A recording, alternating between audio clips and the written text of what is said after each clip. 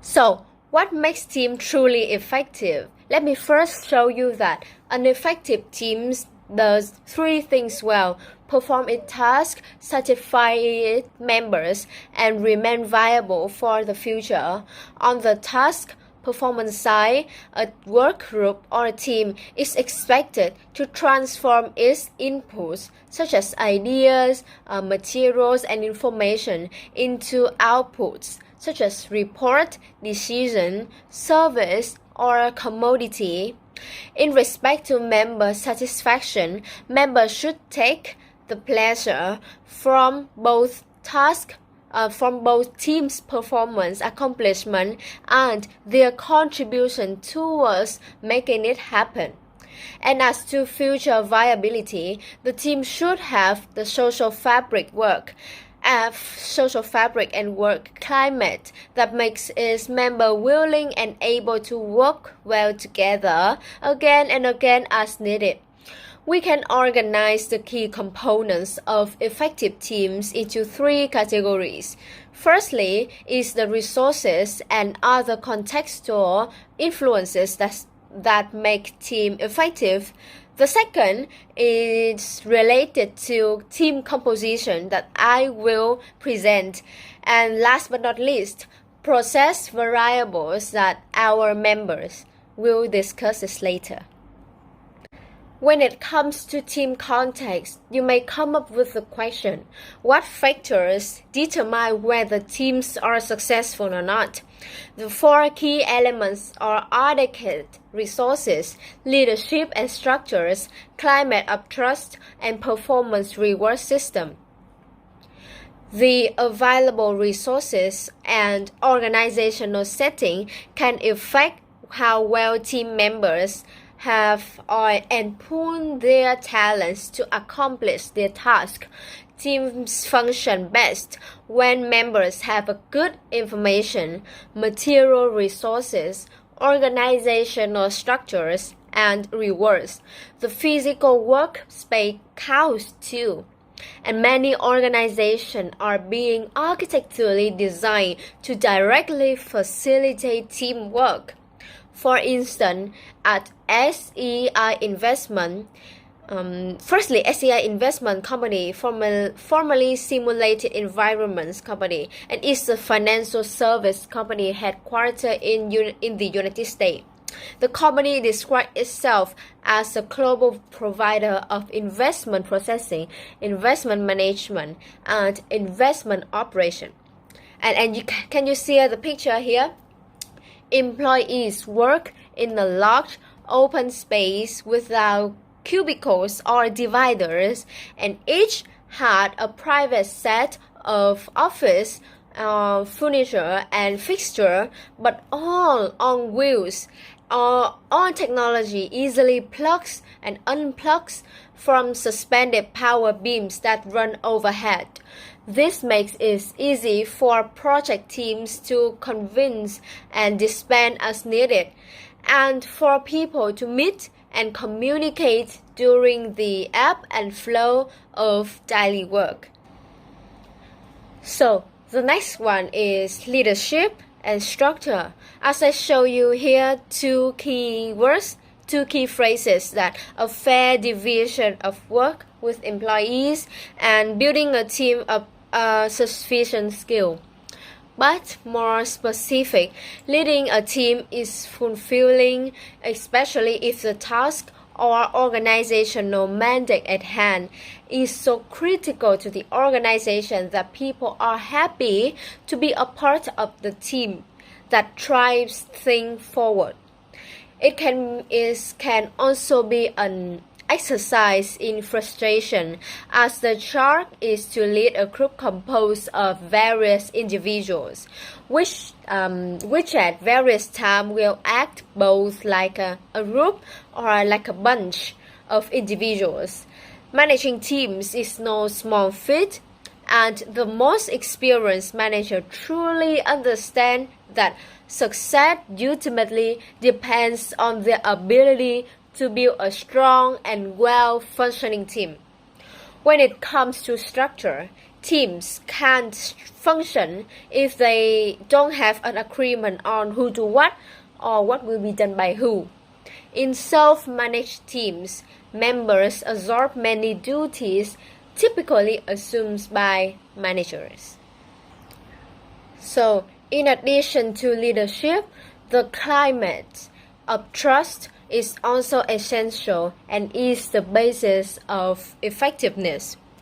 As you can see here in the slide, firstly, the climate of trust is the relationship between leaders and employees built on belief. Of course, secondly, trust is acting on all others from your boss and is the sensitive stage to easily lose labor productivity.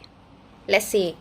And last but not least, the fourth is reducing suspicion of taking benefits. Let me go specifically. In high trust environments, people show up and do their best work. If I were you, I would do that as well.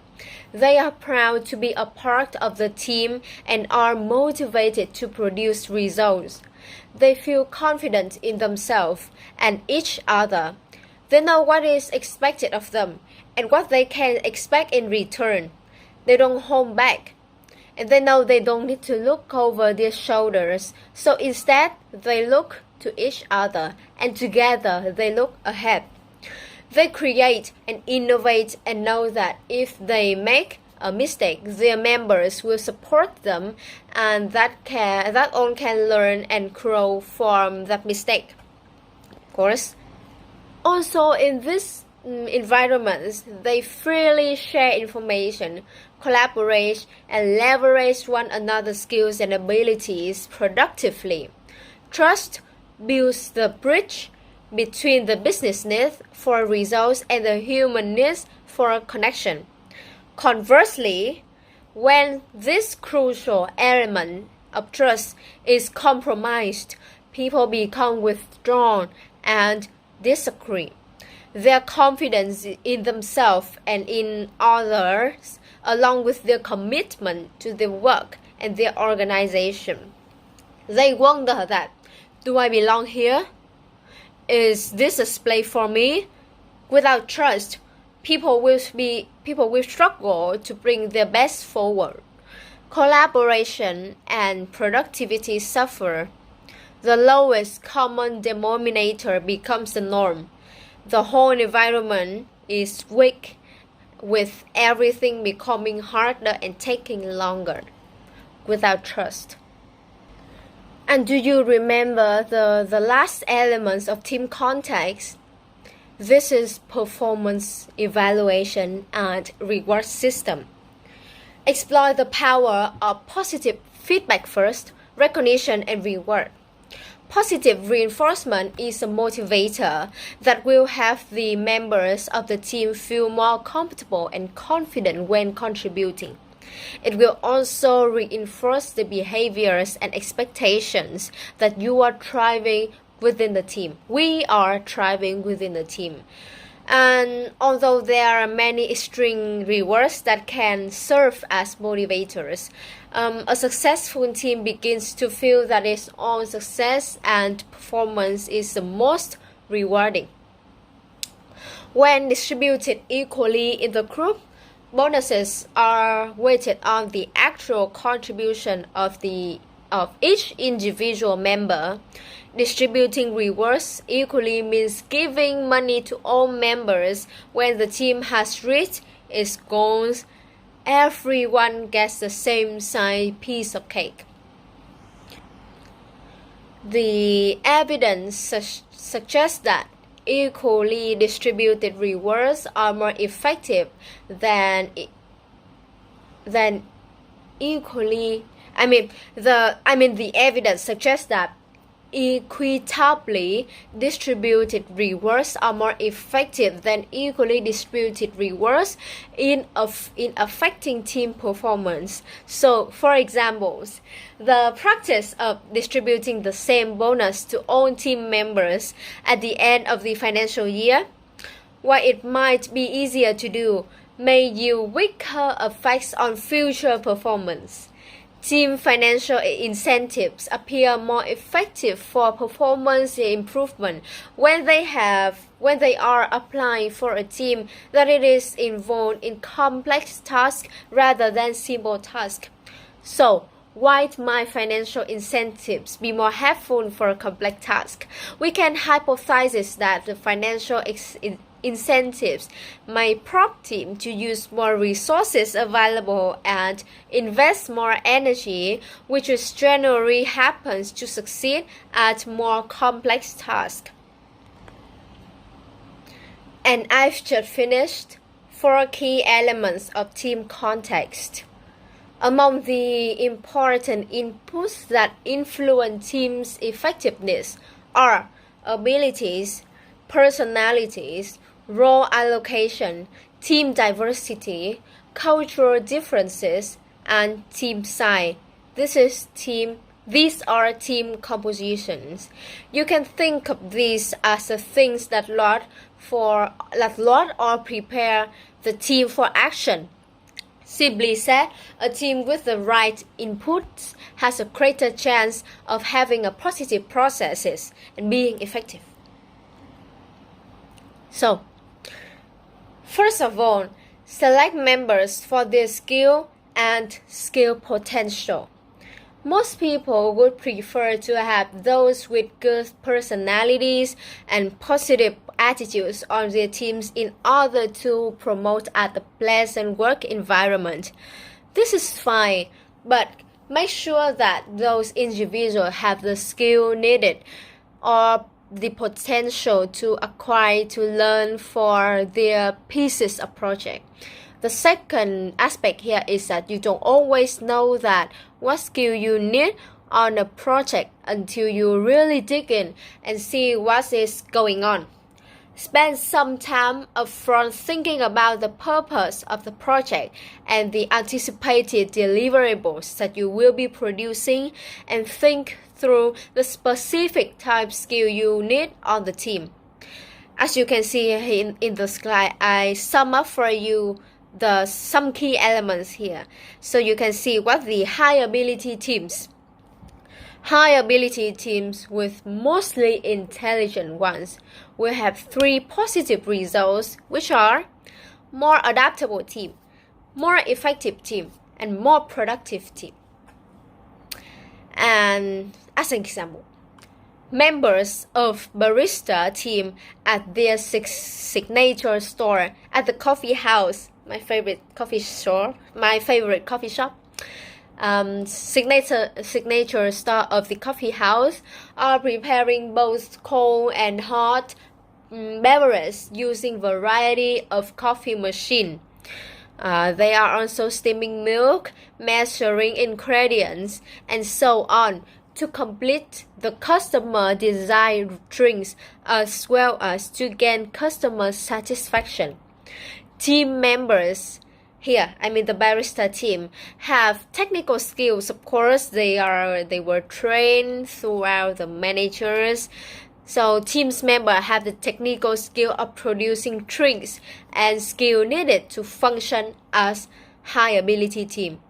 That's why you can see at the coffee house financial investment or financial reports, they always rank. They also rank at the highest place.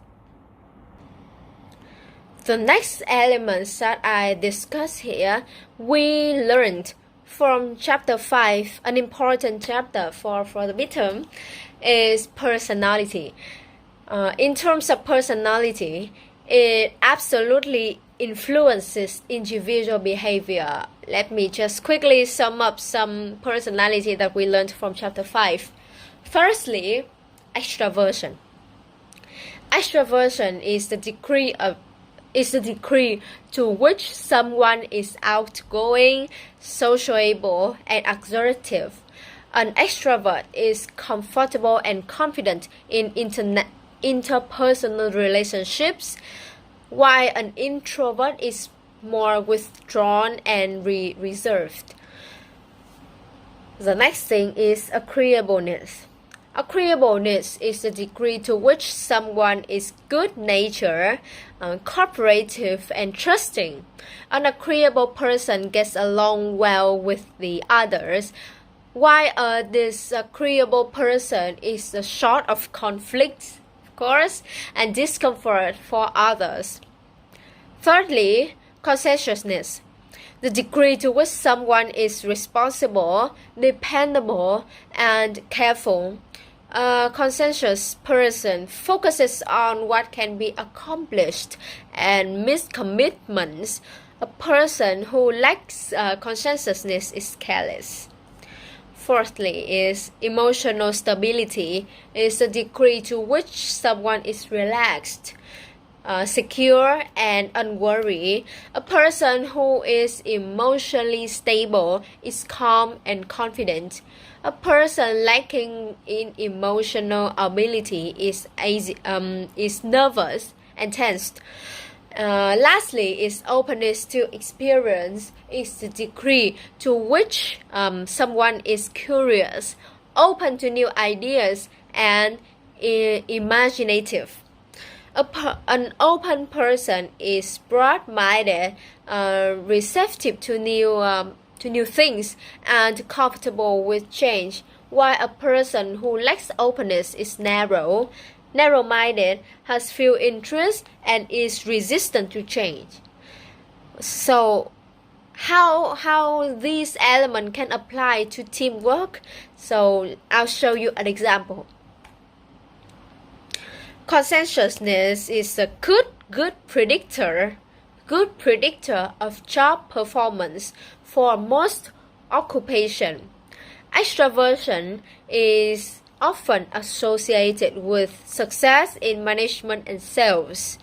Indicators are that they emphasize that extroverts tend to be happier than introverts in their lives overall, that conscientious people tend to be less risky, and that those more open to experience, and that those people who are open to the experience are more creative and innovative. They communicate better with one another and throw out more ideas. In terms of agreeableness, the minimum level of team members matters too.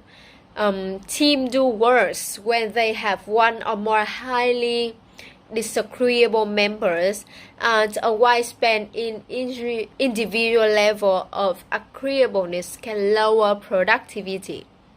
Lastly, the more patient the team members are, the more efficient the team can gain. Next one is role allocation.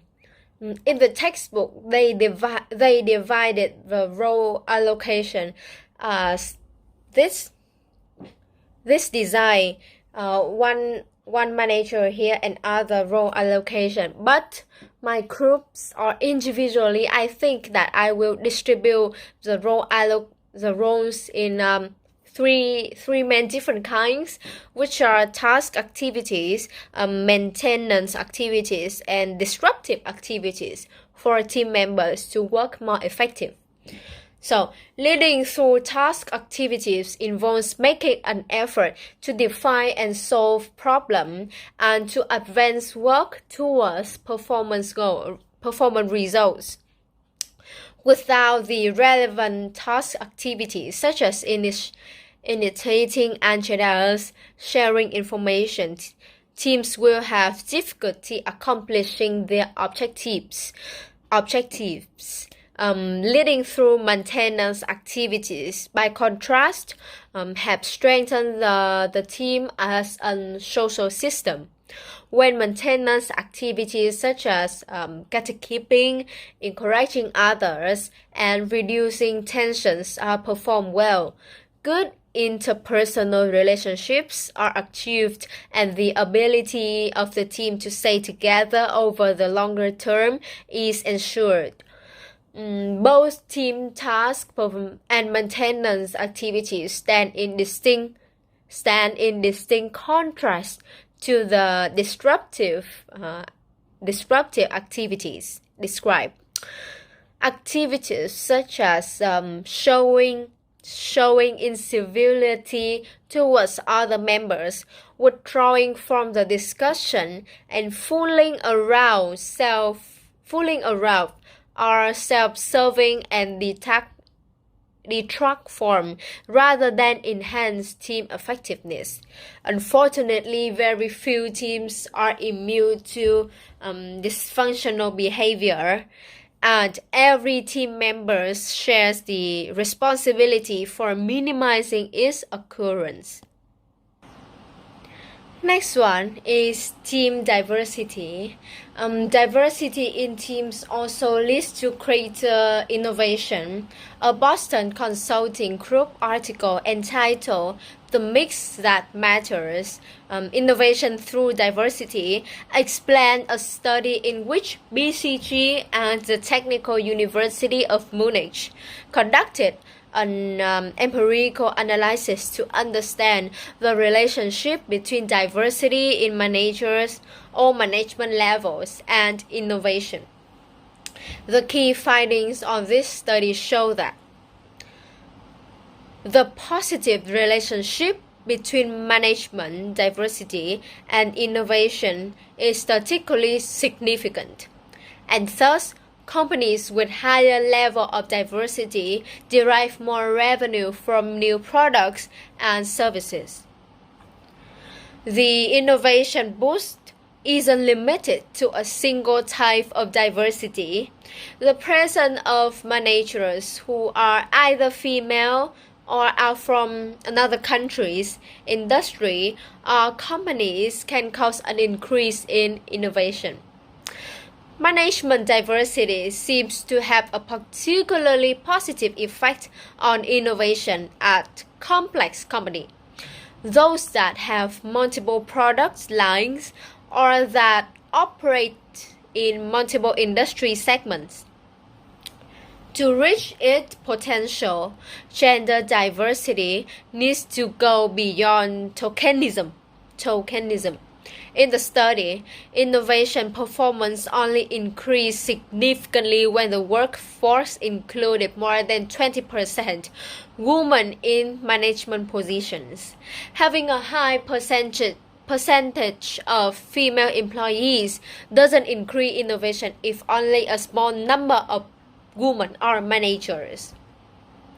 And at the company with diverse management teams, openness to contributions from lower-level workers and an environment in which employees feel free to speak their minds are crucial for fostering innovation. You know that teams made up of diverse members tend to perform better than teams of similar backgrounds, of course. Here, the woman of color in technology worked on a project that the technological industry had been criticized for the lack of diversity among its ranks, and groups like women of color in technology are looking to change that. As you can see in the picture here, you can see female employees with a different skin tones, different culture, different backgrounds. Us people, we may assume that communication is the key factor that can derail multicultural teams, as participants may have different languages and communication styles. However, there are 4 key cultural differences that can cause destructive conflicts in a team. You can see here, cultural differences may challenge us when forming a team and when making a team working effective and efficient. The first challenge is the direct versus indirect communication. Some cultures are very direct and explicit in their communication, such as the US or the countries in the Europe, while others are more indirect and ask questions rather than pointing out problems as Asian people.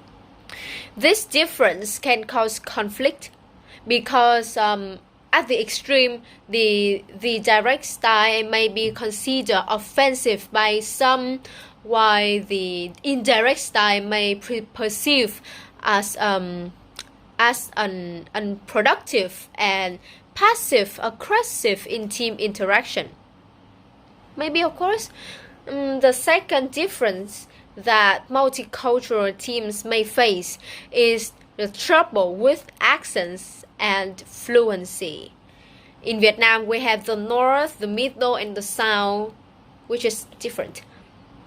When team members don't speak the same language, there may be one language that dominates the group interaction, and those who don't speak it may feel left out. The speaker of the primary language may feel that those members don't contribute as much or less competent.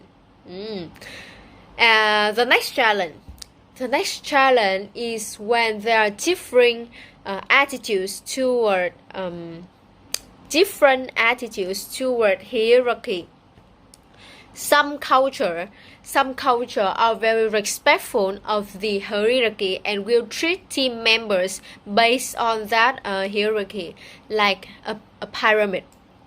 Some culture that I mentioned here is Japan or Korean, or even in Vietnam, boss is a boss. Boss, they are in the higher level, and we as an employees, as a worker, we are not higher level. We may be just middle manager or lower manager. We have a clearly hierarchy among members, among organization, among teamwork. Meanwhile, other cultures are more they are not really respectful, and they don't observe hierarchical differences to the same degree, like in the US or in the Europe. They don't care whether they are bosses, they are manager, or they are employees. They are working. They work for the same organization. No, they work for the same goal, so they should be treated equally, not as a hierarchy. So this may lead to clashes if some people feel that they are being disrespected and not treated according to their status. The final difference that may challenge multicultural teams is conflicting decision-making norms. Different cultures make decisions differently, and some will apply a great deal of analysis and preparation beforehand. Those cultures that make decisions more quickly and may frustrated with slow response and relatively longer throughout the process.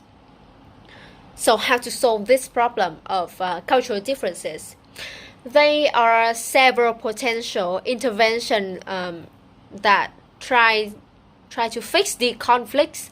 One simple intervention is adaptation.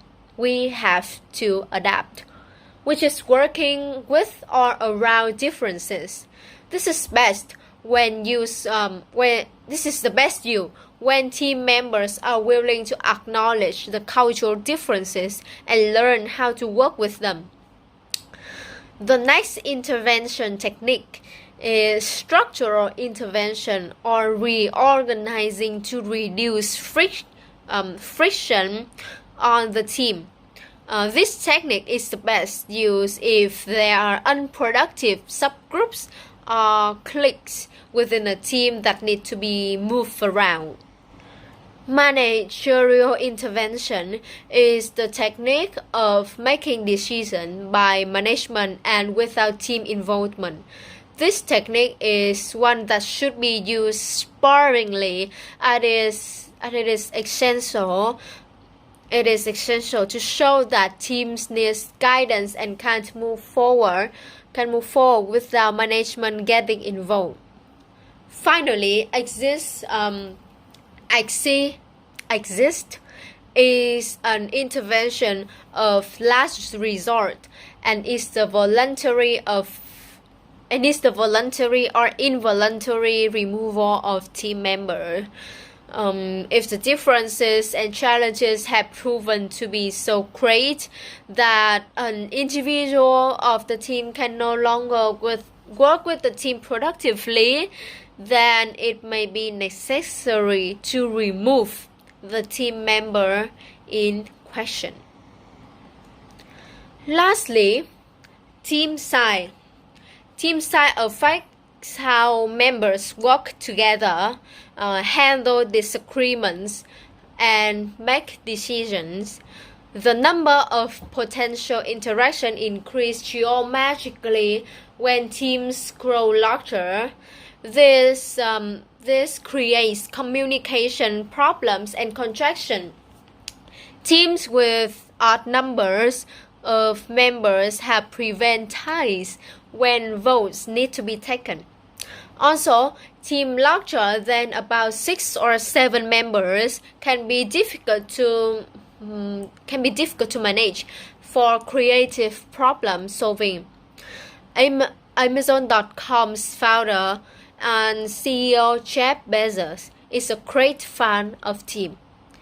But he also has a simple rule when it comes to sizing the firm's product development teams.